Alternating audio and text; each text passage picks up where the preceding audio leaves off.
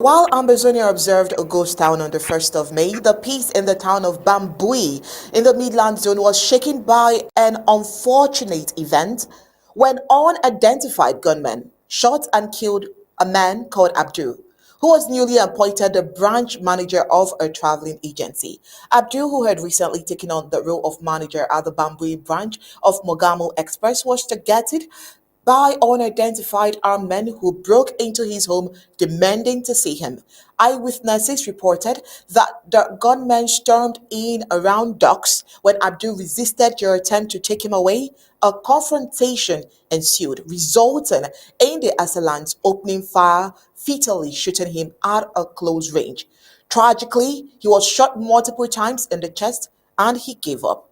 Residents later transported his body to Old Town, where it is said to be buried later on.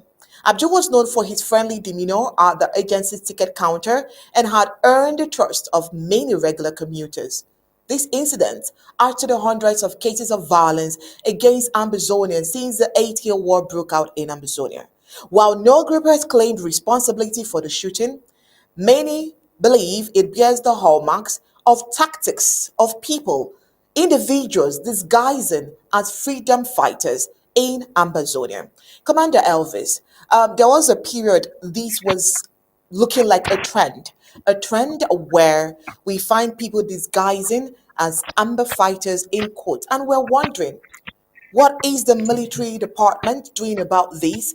A few times, some locals or some residents apprehended a few of them and probably, made the locals to see that these people are not really amber fighters or ASA fighters, as ASA fighters are usually very organized, very disciplined, and very trained. But this has happened, and we are wondering what would have what would have happened here. I mean, what do you think would have happened here to make unidentified gunmen come in and disguise themselves as ASA fighters? Okay, thank you again for that great question, Onye. As you rightly said, this is a situation that has repeated itself many times. Unfortunately, Mr. Abdul was one of our citizens from Boy County, to be more precise. And when I heard the report of somebody being killed in Bambui, I was immediately tasked to investigate the matter. So I was actually up the whole time, making sure I reach out to the commanders in the area. They reach out to the foot soldiers to make sure that we identify who these perpetrators are. And it rightly they point the fingers back to La Republique. This is what they have been doing for the longest time. They would disguise as our ASA, meaning they would probably not put on their uniform. They would come in late at night, and many times in this kind of case, it was actually proven that they actually came for some ransom, and it failed, and they targeted him and killed him. He might have known maybe one or two of those his attackers, but with him gone, that only remains for him, remains a story for him himself. Um, La Republique does this to intimidate the people and to turn the people against the civilian population, or to turn the civilian population against our Amazonian State Army. This is something, again, that has happened around that area so often that the people there now know what the truth is. And when we come on air as such, it is because we need to also let the people know the findings of our investigations. And our investigations here clearly point the finger at La Republique. We have not seen cases where our ASA attack our civilian population. It has not happened. That is not the reason for which they joined the fight. They joined this struggle to defend and protect our people at all costs. Uh, there is, I would say, a 99% chance that La Republique is fully responsible for this tragedy and many others that have followed similar manner. They come in at night and they take that person, and when they ask for money, if you don't provide, they kill you. Sometimes attack you as an Amba supporter. maybe because he might have just transported somebody who he doesn't know and they assume he's an Amazonian, or material that they think is maybe something that the Amazonian State Army is using, and they target that individual and kill. Many Amazonians, unfortunately, have fallen prey to these modus operandi that La Republic has used to kill a lot of our people, and we need to bring it out to our people to understand and know that the Amazonian State Army is there to protect them at all costs. And if we find any, like we've had in the past, we know all fully well what some of our proxy groups, which basically La Republique sponsored agents, have done, in which they have had such actions against the civilian population with the intent of having the civilian population rise against the Amazonian State Army and make them kind of redundant in the area. But because we have identified those a lot of proxy groups, it has been impossible for them to continue to harass our people. So we call them out by the name. If any Amazonian State Army were ever responsible for such an action, we would clearly identify him, go through his chain of command, and have him punished accordingly.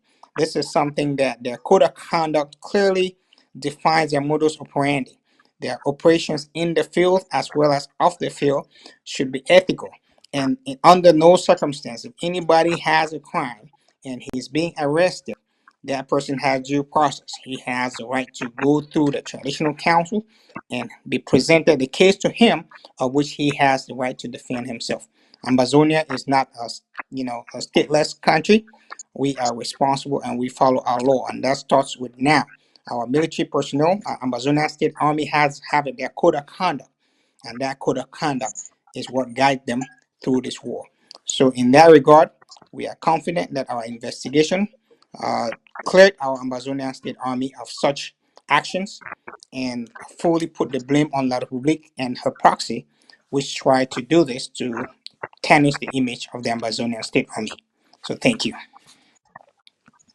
Thank you so much, Commander Elvis. Barrister Phil, this week alone, we recorded two incidents of unidentified gunmen killing Amazonians who own bars.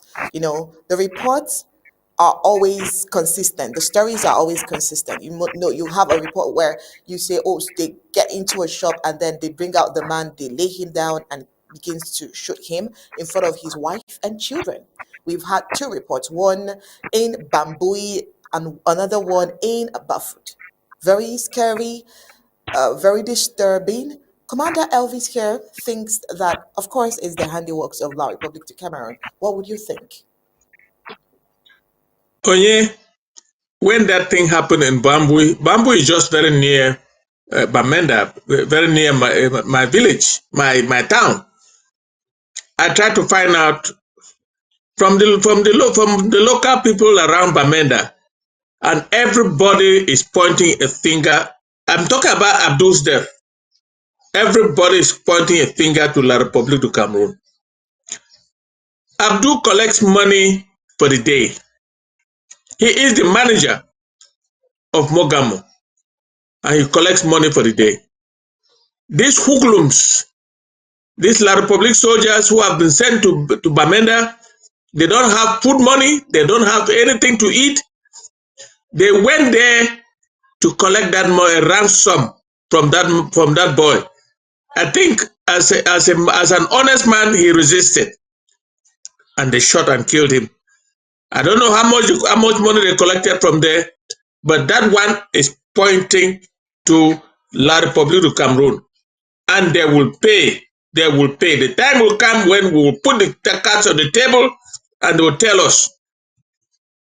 Killings in general in Bamenda is organized by La Republique du Cameroon proxies, and the bandits put in place by a certain man they call Atanganji. Three groups in one. And their modus operandi now is to look for money. They kill for money. They grab you, take you, go and keep you, and if your family does not pay, they kill you. That is what La Republic has put in play in Bamenda town. They know everything that is going on. They encourage everything that is going on. If you look at the weapons that they use, they are La Republic Cameroon weapons. The remnants of ADF in Bamenda are running around in Bamenda along with other bandits and La Republic Cameroon soldiers, the B, in concert together, terrorizing our people and killing our people. They think that they think that they are smart, that they will get away with it. It cannot happen.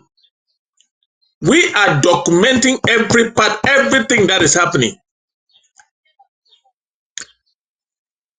The only unfortunate thing is that we don't have a crack unit of the ASA inside Bamenda town. I have always said that we should find a way to create an urban guerrilla warfare inside Bamenda and purge Bamenda of these hoodlums. The hoodlums are men is the BIR of La Republique Cameroon, the ADF of Ayabacho, and the bandits created by Atanganji. If we don't take them out of Bamenda, they will end up reducing our population. And it's a sad story for us. But I think that our ASA is working. I don't want to say anything. Commander Willis, Commander Elvis knows everything because he's the chairman of the National Security Council, and they have a duty to make sure that they put a crack unit of urban guerrillas in Bamenda. It is now an urgent matter because our young people are dying. And look at that dude. He's not even up to 40. He has been cut short. And the other one that you were talking about in Bafut, killed by the ADF and this three in one. They go after people who have money. And if you don't give them the money, they kill you. That is what we are going through. That's what our people are going through. We must put a stop to it. Thank you very much.